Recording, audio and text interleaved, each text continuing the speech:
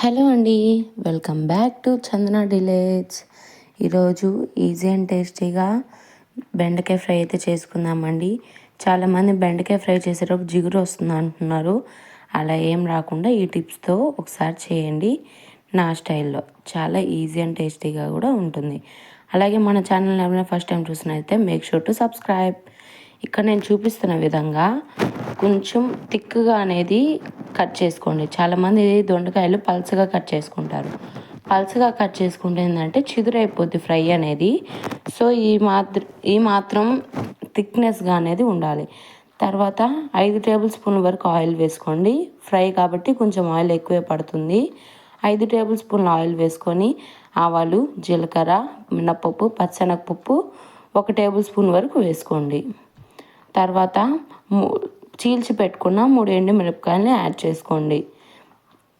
తర్వాత 4 నుంచి 5 వరకు దంచి పెట్టుకున్న వెల్లుల్లి రెమ్మల్ని అనేది వేసుకోండి. తొక్కుతో పాటు దంచి వేసుకోండి. ఫ్లేవర్ అనేది చాలా బాగుంటుంది. ఫ్లేవర్నెస్గా అనేది తాలింపులో మధ్య మధ్యలో అయితే తగులుతూ ఉంటే చాలా టేస్టీగా ఉంటుంది.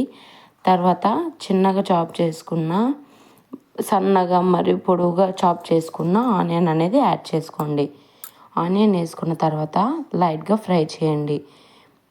ఫ్రై చేసిన తర్వాత ఇక్కడ నేను ముందే చూపించాను కదండి, థిక్గా వేసుకోండి బెండకాయలు.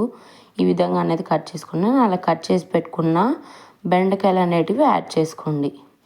యాడ్ చేసుకున్న తర్వాత సాల్ట్ అనేది ఇప్పుడు వేయకూడదండి. చాలామంది సాల్ట్ ఇప్పుడు వేస్తారు. సాల్ట్ వేసారంటే జిగురు అనేది ఎక్కువైపోతుంది. సాల్ట్ వేయకూడదు. సాల్ట్ కానీ వేసినట్టయితే జిగురు ఎక్కువైపోతుంది. అలాగని బెండకాయ ఫ్రై కూడా మాటి కలపకూడదండి. 5 మినిట్స్కి ఒకసారి, 4 మినిట్స్కి ఒకసారి, 6 మినిట్స్కి ఒకసారి అలాగా సిమ్లో పెట్టి ఇక్కడ నేను చూపిస్తున్న విధంగా కలుపుకోవాలండి. జిగురు అనేది రాకుండా ఉంటుంది. తర్వాత ఇదే విధంగా ఫ్రై చేసుకున్న తర్వాత ఫ్లేమ్ అనేది మీడియం ఫ్లేమ్లో పెట్టుకోండి. కాసేపు మీడియం ఫ్లేమ్లో పెట్టుకున్నారంటే కాసేపు ఆయిల్లో మంచిగా ఫ్రై అయ్యి త్వరగా అనేది బెండకాయ అనేది కూడా మంచిగా ఉడుకుతుందండి, పచ్చిదనం లేకుండా. ఈ విధంగా ఇక్కడ నేను చూపిస్తున్న విధంగానే ఫ్రై చేసుకోండి. బెండకాయలు ముద్దగా అయిపోతుంది, ఇలా వచ్చేస్తున్నాయి అని చెప్పి చాలామంది అయితే అడుగుతున్నారండి. జిగురు రాకుండా, ముద్దగా రాకుండా ఇక్కడ నేను చూపిస్తున్నాను చూడండి. ఈ విధంగా పొడిగా కొద్దిగా జిడ్డు అనేది వస్తుంది. మీరు సాల్ట్ కానీ ఫస్ట్లో వేసేసుకున్నట్టయితే ఎక్కువ జిగురు వచ్చేస్తుంది. ఇక్కడ నేను చూపిస్తున్న విధంగా 2 మినిట్స్కి ఒకసారి, 3 మినిట్స్కి ఒకసారి మీడియం ఫ్లేమ్లో పెట్టి ఈ విధంగా కలుపుకుంటూ ఉండాలండి. అలాగండి కలుపుకోకుండా ఉంటే కూడా అడుగు అనేది అంటిపోయి మాడిపోయే అవకాశాలు ఉంటాయి. సో ఇక్కడ చూపిస్తున్న విధంగా అయితే ఈ ప్రాసెస్ని అయితే కంటిన్యూ చేయండి. ఈ విధంగానే ఫ్రై చేస్తూ ఉండండి. మీకు ఇంకేమైనా కొత్త రెసిపీస్ కావాల్సిన కమెంట్ సెక్షన్లో అడగండి. తర్వాత ఇంకా బెండకాయ అనేది లైట్గా ఫ్రై చేసాం కదా, ఇలా ఫ్రై అయిన తర్వాత కొంచెం పసుపు యాడ్ చేసుకోండి. ఎక్కువ పసుపు యాడ్ చేసుకున్నామంటే చాలామంది 1 టేబుల్ స్పూన్, 2 టేబుల్ స్పూన్ ఇలా చేస్తారు. అంత అవసరం లేదండి. పసుపు కొంచెం వేసుకుంటే సరిపోతుందండి. ఇది హోమ్మేడ్ పసుపు. అన్నీ కూడా హోమ్మేడే చేస్తానండి. మీకు ఏదైనా చేయడం రాకుంటే అడగండి, వీడియో అనేది తీసి అప్లోడ్ చేస్తాను.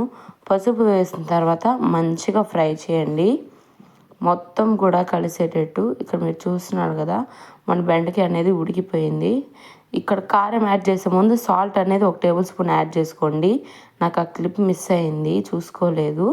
ఇక్కడ కారం యాడ్ చేసుకునే బదులు ముందు కారం యాడ్ చేసుకునే ముందు 1 టేబుల్ స్పూన్ సాల్ట్ అనేది యాడ్ చేసుకోండి.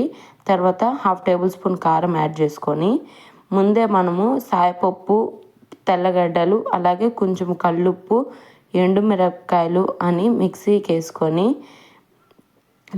వేసి పెట్టుకున్న పప్పుల పొడి అనేది ఇక్కడ యాడ్ చేసుకోండి. పప్పుల పొడి యాడ్ చేసుకున్న తర్వాత లైట్గా మిక్స్ చేసేసి స్టవ్ ఆపేసేయండి. ఇంతేనండి, మన ఈజీ అండ్ టేస్టీ బెండకాయ ఫ్రై అయితే రెడీ అయిపోయిందండి. ఈసారి ఈ ప్రాసెస్లో చేసి చూడండి. రైస్లో కూడా ఏ కర్రీ అవసరం లేదండి, ఈ విధంగా తినేయచ్చు.